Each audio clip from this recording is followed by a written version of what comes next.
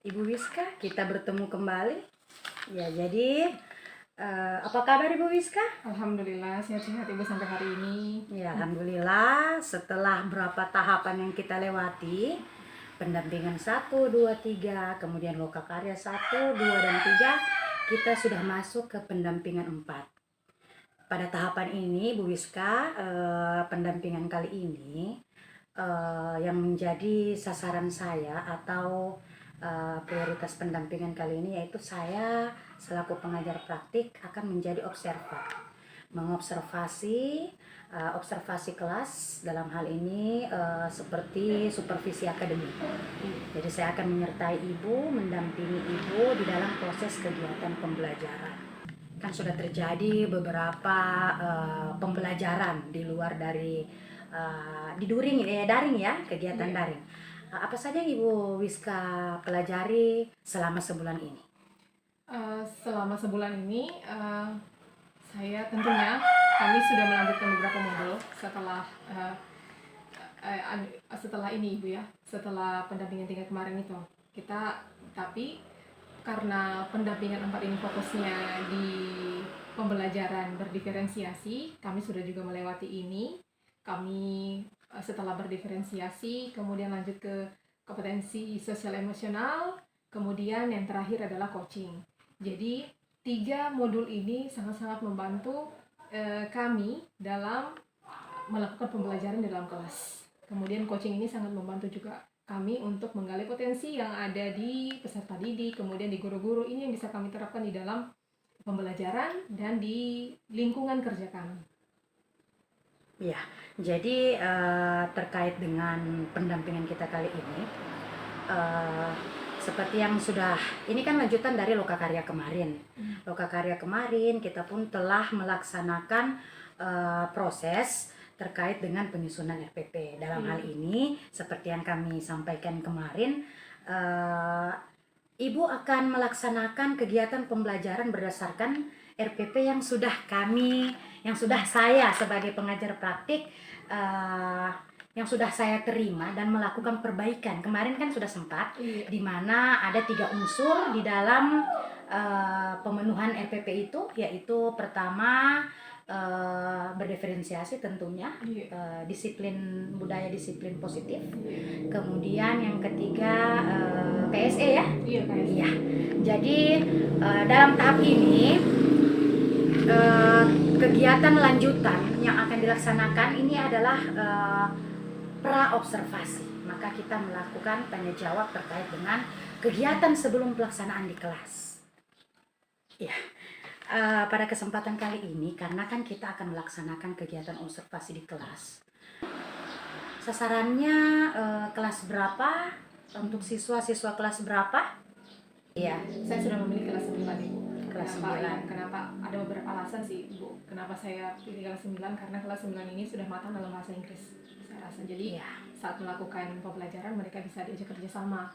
Kosakata yang mereka dapatkan juga bisa membantu mereka dalam proses pembelajaran. Kira-kira yang bisa kita sepakati selanjutnya waktu pelaksanaannya. Kapan kita bisa mulai untuk itu? Karena harusnya hari ini. Iya. Hanya kami menyesuaikan dengan jadwal dari Ibu Wiska. Iya, kebetulan Ibu, hari ini juga ada jadwal saya. Jadi kurang lebih sekitar 30 menit atau 35 menit ke depan kita sudah bisa mulai observasinya kalau sudah selesai di pra-observasi ini. Ya, oke, baiklah. Berarti kalau dari waktu sekarang 30 menit ke depan kita akan melaksanakan observasi di kelas Ibu. Iya. Saya sudah pegang RPP hasil dari perbaikan. Perbaikan yang telah Ibu serahkan. Alhamdulillah yang saya lihat sudah ini masih melihat dalam bentuk fisik. Tetapi kan nanti sebentar kami akan melakukan observasi di kelas. Apakah ini tercapai secara keseluruhan ataupun tidak? Apa tujuan dari penyusunan atau pembelajaran yang Ibu rancang terkait dengan yang akan Ibu belajarkan di kelas nanti? Tujuan pembelajaran.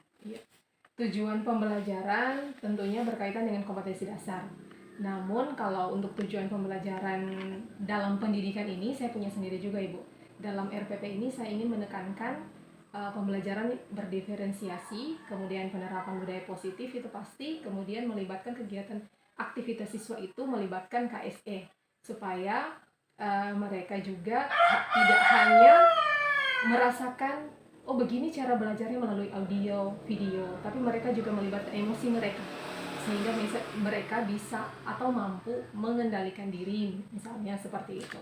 Kemudian selanjutnya area pengembangan yang hendak dicapai dari kegiatan pembelajaran, apa yang hendak ingin dicapai?